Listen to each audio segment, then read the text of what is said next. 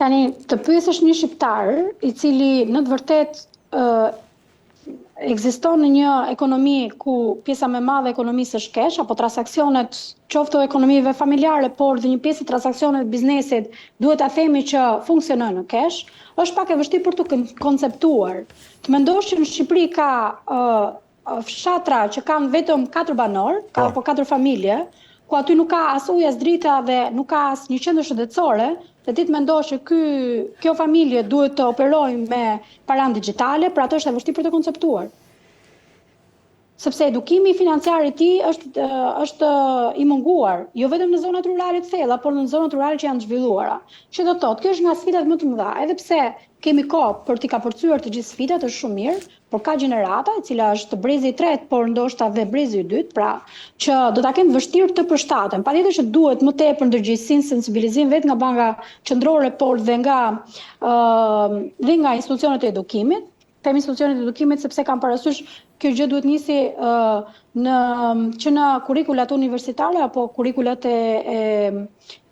shkollave të mesme, me qëllim që dhe vetë të rinjt të edukohen. Patjetër që të rinjt janë përdorues më të madh të teknologjisë dhe nuk do t'i bëjnë rezistencë. Ka shumë të rinj që le të themi bëjnë blerje online, dinë se si operojnë, por arsyeja që pse e shohin një sfidë është fakti që së pari qeveria këtë e bën për të qenë, le të themi, më teknologjik, po nga ana tjetër për të qenë sa më pranë një ekonomie formale. Dhe dim, pra siç tham pak më parë, që vetë qytetarët shqiptar, po ndonjëherë dhe bizneset bëhen pjesë e informalitetit apo evazionit fiskal me dashje, jo pa dashje.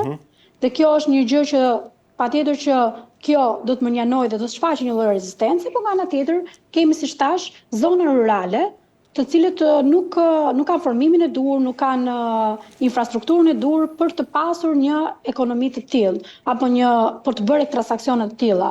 Për sa kohë qeveria e ka në objektiv që në 2030 do të jemi në këtë format të përdorimit të paras, patjetër që do të krijohet gjithë mundësitë dhe në zona rurale për të realizuar. Mendoj që ana e mirë është le të themi eliminimi i informalitetit dhe evazionit fiskal. Ndërkohë që ne kemi parë që siguria kibernetike këtu në Shqipëri, sulmet kibernetike shpeshherë që edhe nga sistemi bankar janë pranishme, kështu që kjo do të jetë një tjetër sfidë, po prapë qeverisë dhe një rezistencë nga ana e qytetarëve, ku do ta kenë si një justifikim, dhe individë të cilët kanë formim ekonomik, mund të jenë financiar shumë të mirë në momentin që kanë një llogari bankare dhe kanë të shkarkuar në telefonin e tyre, në smartphone. Kemi parë që së fundmi ka shumë njoftime edhe nga vetë policia e shtetit që thonë kujdes mos klikoni tek këto linke etj, që do të thotë që jemi të cënuar dhe ka shumë individ që janë dhe intelektual dhe në biseda informale kam dëgjuar që e kanë që instaluar atë programin e bankës që mund të bëjnë transakcion online. Për vetë faktin, sepse mund të riskohen nga këto sulme apo nga këto linqe që nëse klikohen, jepin dhëna personale, mund të kenë mundësi abuzime me bankën e tyre. Pra të gjitha këto janë sfida. Nuk është sfida për Shqipërinë faktikisht, krimi kibernetik, por është për gjithë vendet e Bashkimit Evropian.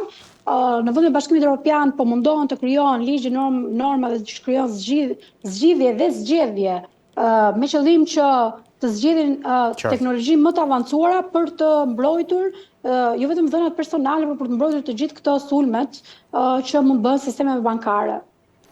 Dua të kaloj një tjetër çështje mjaft e rëndësishme sa i takon tani investimeve publike. Qeveria ka premtuar se do të bëjë investime publike në mandatin e 4, 700 km rrugë, aeroportet të cilët janë duke përfunduar, ai i Vlorës, portet, marinat do të jenë të shumta në Durrës, në Vlorë, ndoshta në qytete të tjera.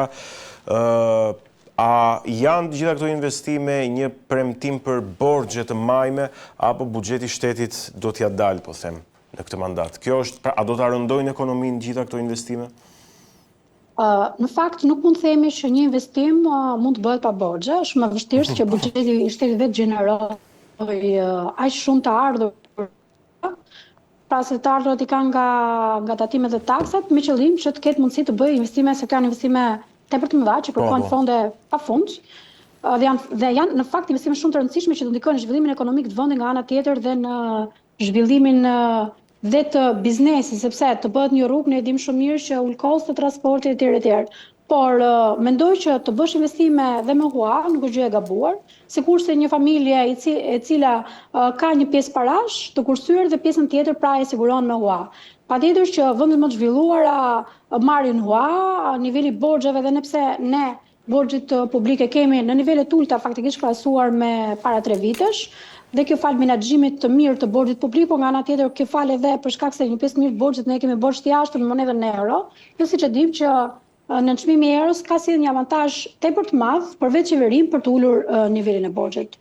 Që do të thotë që nuk është gjë e gabuar që të bësh investime me borxh, çështja është që ato borxhet, pra ato huat që vetë qeveria merr, të ketë mundësi pra likuiditeti, pra për t'i larë, por nga ana tjetër që të gjitha këto rruga aeroporte të kenë një përfitim dhe përfitimet patjetër që do t'i ketë, sepse përfitimet do të jenë afatgjatë në fakt, nëse një rrugë bëhet, nuk është përfitim vetëm në 1 vjeçar, 2 vjeçar, 3 vjeçar, pra afat shkurtër, afat mesëm, por një rrugë që bëhet sot ndikon pozitivisht me mira dekada për të zhvilluar infrastruktura dhe për të, le të themi, lehtësuar qoftë aspektin e akseve rrugore, por nga ana tjetër dhe zhvillimet ekonomike.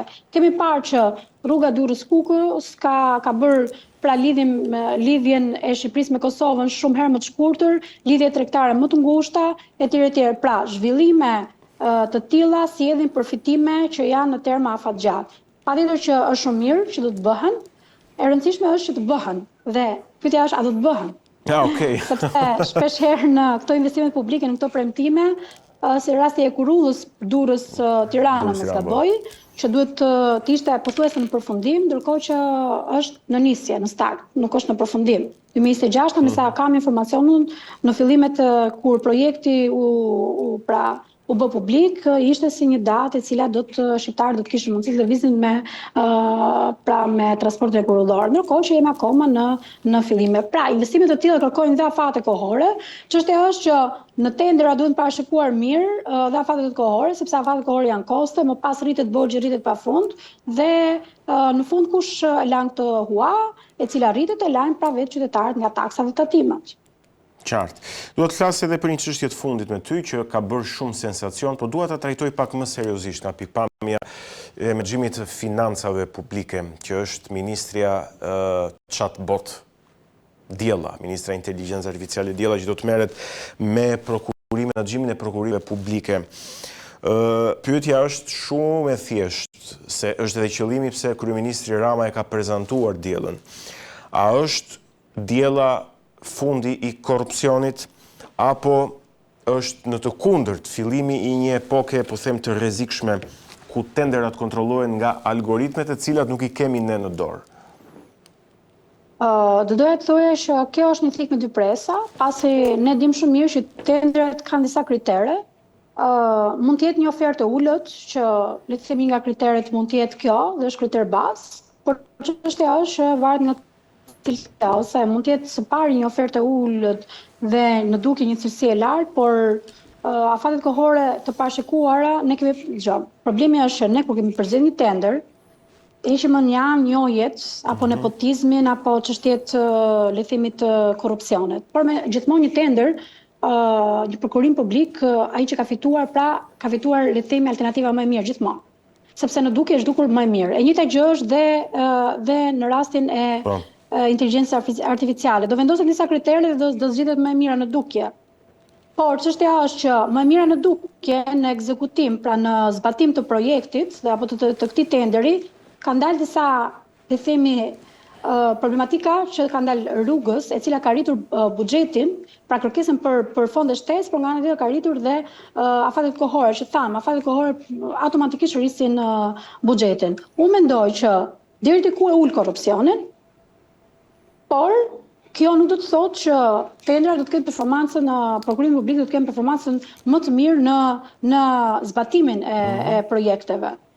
Dhe këtë e them me bindje. Pra, doli kjo alternativë dhe përveç se është ministria më e shtrenjtë në rrezullin toksor për shkak të kostove të mirëmbajtjes, drejt 200.000 euro, mos qofsha gabim tani. Po, është e vërtet. Është e vërtet në fakt, dhe unë mendoj që kjo është një pjesë për që ne të bëjmë përshtypjen Bashkimin Evropian, shumë gjëra bëhen që ne t'i tregojmë Bashkimit Evropian që ne po bëjmë ç'është e mundur të ulim korrupsionin, madje kemi gjetë një alternativë që nuk është më dora e njeriut, por është inteligjenca artificiale dhe më pas nëse ndodh diçka e ka fajin diella, në fakt.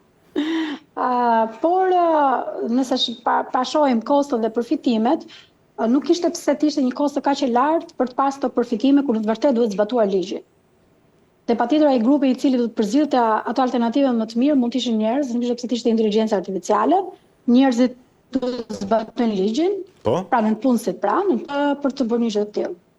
Pra duhet që të zbatojnë ligjin. Dhe po aq sa njerëzit të zbatojnë ligjin, po aq edhe kriteret e vendosura tek inteligjenca artificiale mund të gabojnë. Fundja sepse kriteret i vendosin njerëzit. Romina, unë të falenderoj për bisedën edhe për ekspertizën ekonomike që sollin gjitha këto çështje mjaft të rëndësishme. Faleminderit ju. Ishim me eksperten e ekonomisë Romina Radonshiq, folëm për programin ekonomik të qeverisë së Edi Ramës në mandatin e 4, premtimet dhe zotimet kryesore dhe mundësitë e tyre të realizimit. Do të kalojmë në pjesën e dytë vetëm pas pak. Mirë, jemi rikthyer në këtë pjesë të dytë, do të flasim tani për aktualitetin politik në rajon në Maqedoninë e Veriut, me atë se çfarë po ndodh me zgjedhjet, me fushatën për zgjedhjet vendore të 19 dhjetorit dhe sidomos patjetër pastaj edhe në Kosovë. Kam kënaqësinë që për të folur për këto tema të kem të ftuar në studion time këtu bashkë me mua zotin Bekim Adili, publicist. Shumë kënaqësi që jemi së bashku. Mirëserdhët. Ju falenderoj dhe unë përzemërsisht për ftesën dhe ju përgëzoj për punën që bëni. Kënaqësi. Mirë, po e nisim pa humbur kohë me atë që po ndodh me fushatën për zgjedhjet vendore të 19 dhjetorit në Tetov, në Gostivar, në Çajir dhe në të Shkupit në Struk, partitë shqiptare, koalicioni Vlen dhe BDI, Aleanca për Shqiptarët dhe të tjera kanë hyrë në garë të ashpër për pushtetin lokal. Çfarë po ndodh? Do të forcohet zëri shqiptarëve në këto zgjedhje apo përkundrazi do të fragmentarizohet edhe më shumë? Si duket situata?